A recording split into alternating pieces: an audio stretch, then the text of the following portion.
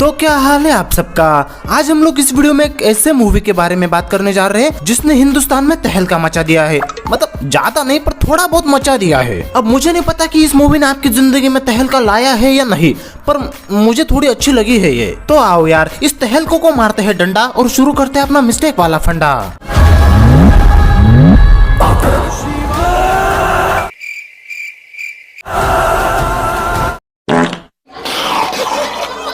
तोबा तोबा तोबा, थारा मूड खराब कर दिया। कोई भी शुभ काम करने से पहले हम जैसे अपने पसंदीदा भगवान की पूजा करते हैं, आराधना करते हैं, बिल्कुल उसी तरह ब्रह्मास्त्र मूवी के शूटिंग से पहले आलिया देवी की आराधना की गई थी। और वो पूजा संपन्न होने के बाद सब लोगों ने आशीर्वाद भी लिया। चलो हम भी ले लेते हैं, चलो। केसरिया तेरा इश्क है साले का खोपड़ी तोड़ साले।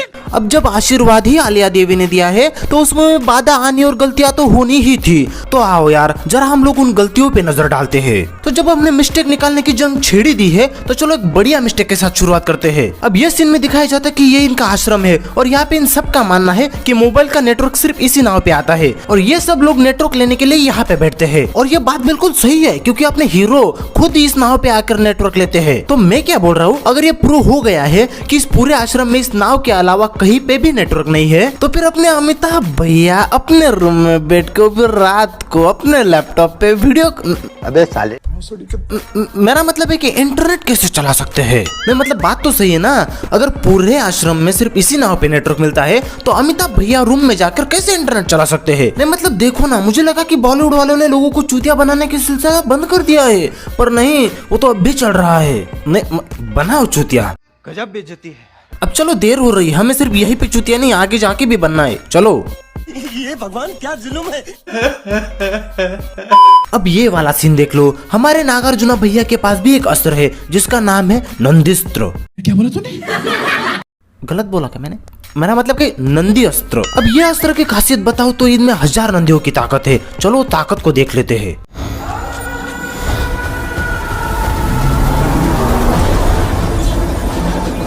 बस हवा निकल गई। गजब बेइज्जती है।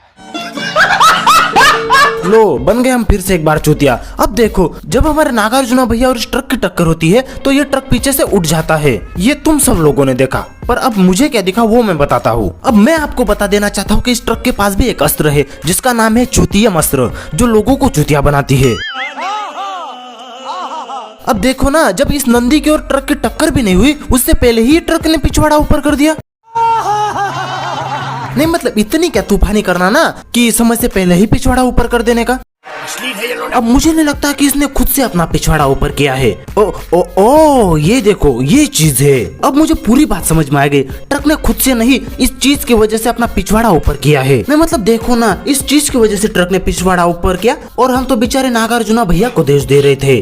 नहीं मतलब क्या होता कि अगर इन लोगों ने ये चीज बीच में से हटा दी होती और नंदी का टच उस ट्रक के साथ दिखा देते तो देखने वालों को भी मजा आता ना। पर नहीं, इन्हें तो चूतिया अस्त्र चलाना ही चलाना है।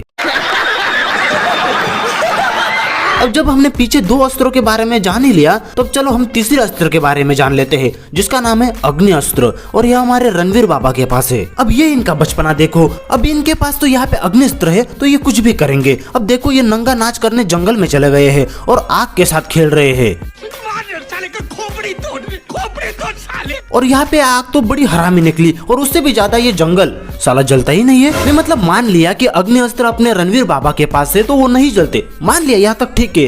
तो क्या जंगल के पास भी अग्नि अस्त्र है? अरे वो तो जल जाना चाहिए ना, यहाँ पे तो सूखी घास है। और बात यहाँ पे खत्म नहीं होती। अब जब ये जंगल में नंगा नाच खत्म करने के बाद बर्फ पे नंगा नाच करते हैं तो ये आग उधर भी लग जाती है।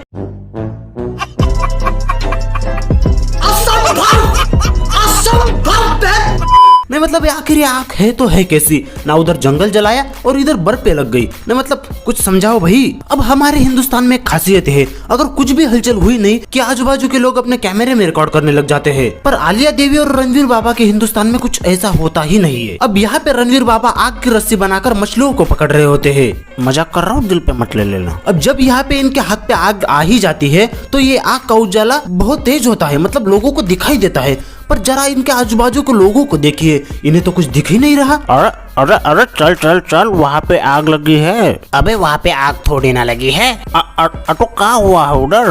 अरे उधर मत जा, उधर तो चूतिया मस्त्र का प्रयोग हो रहा है। उधर गया तो चूतिया मस्त्र का प्रभाव तेरे ऊपर भी दिखने लगेगा। अरे पहला बटन उठाना भाई, चल चल चल जल्दी चल घर।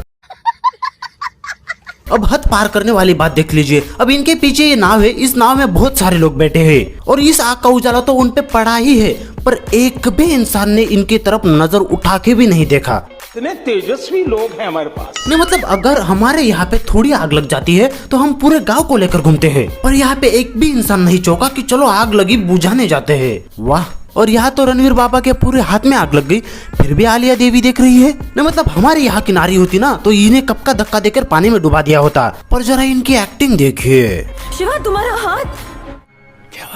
चले एक काम कर, 200 रुपए दे और 50 रुपए काट ओवर एक्टिंग के वजह। अब आलिया देवी उस जंगल में क्या करने जा रही है? अब मुझे नहीं लगता कि इतनी रात को इस जंगल में मंगल हो सकता है, और इस जंगल में अंधेरा तो इतना है कि पैर के नीचे क्या है वो भी नहीं दिख सकता, फिर भी अपनी आलिया देवी दौड़े ही चली जा रही है। अब बाबा अकबर खिलजी के अनुसार इस जंगल में एक ऐसा भेड़िया रहता है जो इसे इस वक्त भी जंगल में मंगल दिखा सकता है। मुझे लगता है कि वो उसी के पीछे भागी जा रही है। अब अभी अभी ये नहीं, मैं इसके बारे में बात कर रहा हूँ, हाँ जादू के बारे में।